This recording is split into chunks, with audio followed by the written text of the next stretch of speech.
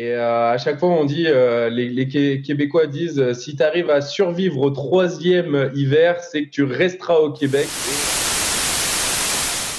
Salut Désolé. Maxime, je suis très heureux de t'accueillir. Comment vas-tu? Salut Sébastien, ça va, la forme? Ça va très bien. Alors aujourd'hui, on va parler un petit peu avec toi de ton parcours et puis surtout, on parlera un petit peu après de ce que tu fais aujourd'hui. Mais avant toute chose, j'aimerais qu'on revienne un tout petit peu avant, puisqu'aujourd'hui tu es en France et tu vas partir pour le Portugal, mais tu as surtout une grosse expérience en matière d'expatriation vers le Canada où tu as passé plusieurs années, c'est ça? Exactement, ouais. J'ai passé trois années et à chaque fois on dit, Québécois disent, si tu arrives à survivre au troisième hiver, c'est que tu resteras au Québec. Et le dernier hiver a été trop rude pour moi. Du coup, j'ai choisi le soleil pour partir au Portugal. Ok. Pourquoi tu es parti au Canada d'abord? Alors déjà, c'était pas un choix, c'était pas en fait, on était en Nouvelle-Zélande avec ma copine et donc elle a eu ses études pour le journalisme international à Montréal. Donc en fait, on était en Nouvelle-Zélande, elle avait appliqué pour ça. Donc là, on s'est dit OK, on va partir au Canada pendant une année, 2 années pour le journalisme. Et en fait, donc elle a continué ses études. Donc moi, j'étais en visa ouvert, donc c'est-à-dire que elle était en visa étudiant, moi j'étais en visa ouvert en conjoint de fait, ça s'appelle. Donc en fait j'étais sur son visa et c'est pour ça que je pouvais travailler dans n'importe quel travail parce qu'il y a ouvert et fermé. Fermé, c'est tu peux travailler seulement dans une seule entreprise. Et puis donc là en fait on est resté 3 ans pour ses études.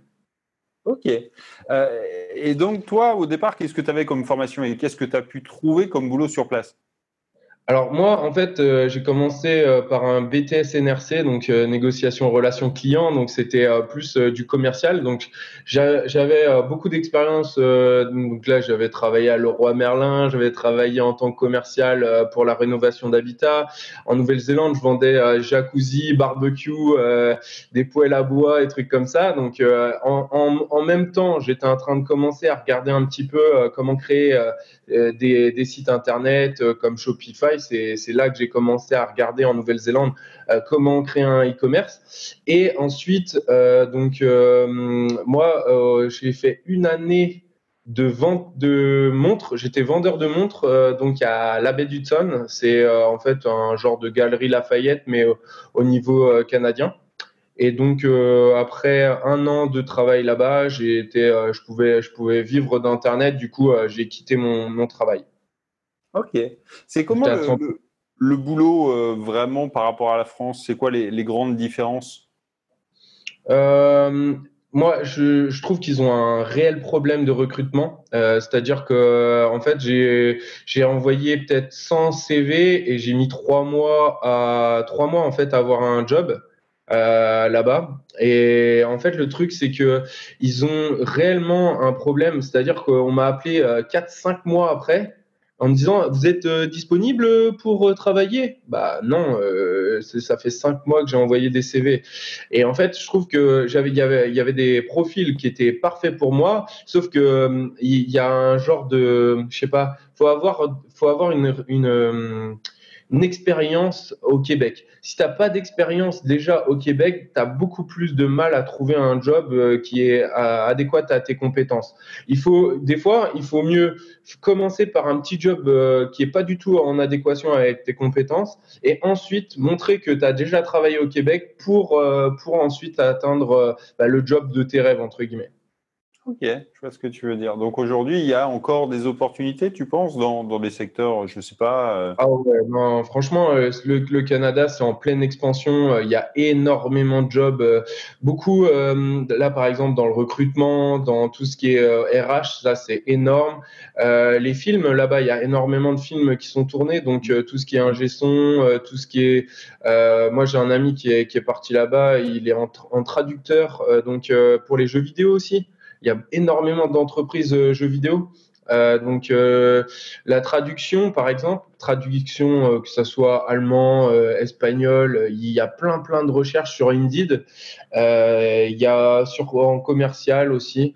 Bon, après, avec le Covid, ça a dû un peu donner un petit coup de fouet comme ça à l'expansion. Mais bon, il y a aussi ce que j'aime bien en fait à Montréal, c'est qu'il y a vraiment un melting pot. C'est vraiment cosmopolite et donc il y a énormément de différentes cultures. Voilà, exactement. Ils sont très ouverts. Il y a pas ce problème de dans la rue, tu vas pas parler à n'importe qui. Parce que là, par exemple, en France, ce que j'aime pas, moi, c'est les groupes socio-culturels. Tu vas pas parler si tu parles à une personne dans la rue, elle peut te dire, ouais, non, j'ai pas envie de te parler, alors que là-bas, tu parles à n'importe qui. Il n'y a pas de différence, que tu sois blanc, noir, jaune, que tu sois avec une grosse crête ou alors que tu sois habillé classe. Les gens vont interagir entre eux et il y aura pas cet a priori en fait. C'est ça que j'ai vraiment aimé. Ok.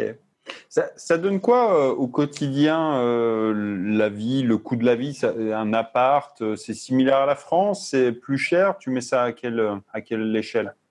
Alors, il y a une hausse énorme pendant les 3 4 ans on va dire là juste les 3 4 ans, il y a eu énorme hausse au niveau immobilier. Donc, c'est-à-dire qu'avant, ça coûtait pas si cher que ça moi, j'avais c'était 600 euros en plein centre, 70 mètres carrés. Bon, c'était proche des commerces, c'était bien. Après, c'était un appartement qui était assez sombre. Mais ouais, pour 600 à 1000 euros, on a quelque chose en plein centre de Montréal qui est quand même correct. Mais c'est vrai qu'avant, c'était beaucoup moins. C'était 400 dollars on va dire, donc ça faisait 250 euros à 500 euros, tu avais quelque chose de déjà bien. Mais c'est vrai que ça a énormément augmenté parce que beaucoup de gens en fait viennent dans la ville de Montréal et du coup en fait il y a énormément aussi de Airbnb, énormément de personnes qui et donc moins de logements au mois et donc c'est ça qui fait flamber les prix quoi.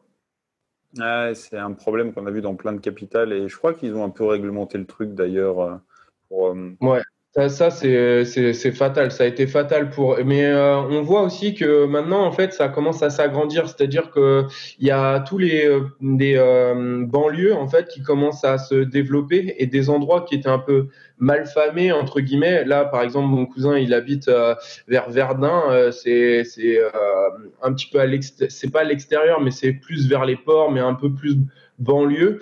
Et avant, c'était super mal famé. C'était des gangs de bikers qui avaient la main là-dessus avec la drogue et des trucs comme ça.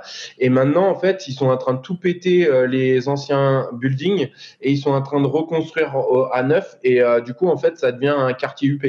Et il y a énormément de personnes qui investissent là-bas parce que ça devient de plus en plus commercial, quoi. Et sinon, au niveau de la vie, par exemple, manger dans un restaurant, ça va être le même prix, ça va être par rapport au salaire, oui, ça va être la même chose qu'en France à peu près. On n'a pas trop de différence. Moi franchement, on vivait bien et on n'avait pas forcément un gros salaire au tout début quand on est arrivé. Et après, ouais, franchement, c'est pas mal. C'est vraiment américanisé, quoi. C'est exactement pareil que les États-Unis, hein. C'est Ok. exactement pareil. Du coup, l'alimentaire, enfin, parce que l'alimentaire, c'est quand même vachement cher quand tu veux bouffer correctement aux États-Unis, du moins un peu des produits qui soient pas trop transformés, sans aller trop dans le bio quand même, mais ça coûte vraiment une blinde. C'est quoi au Canada? On est à peu près dans le même délire ou c'est plus accessible quand même? C'est beaucoup plus accessible. En fait, aux quatre coins de Montréal, par exemple, je parle de Montréal parce que c'est là où j'ai habité, mais il y a énormément de petits marchés. Et donc, c'est des fermiers qui viennent. Et donc, c'est vraiment pas cher. Je sais plus combien je faisais. C'était 150 dollars, entre 150 et 200 dollars de course. Donc, ça faisait 150 euros, 130 euros, on va dire, et pour une semaine, quoi. Plus d'une semaine. Ok, Donc, je vois. non, franchement, Et que des bons aliments, hein. C'est-à-dire que j'allais pas au supermarché. Si tu vas au supermarché, c'est moins cher en fait. Euh, ouais, c'est ça. Mais non, franchement, la vie, et puis c'est surtout que au Québec, c'est ça, on a l'impression d'être en France, entre guillemets. C'est parce que la culture, elle est française et on la sent quand même à l'intérieur. Au niveau des produits, franchement, il y a des très bons petits bouchers, il y a franchement, j'arrivais à vraiment trouver des goûts similaires à la France, en fait.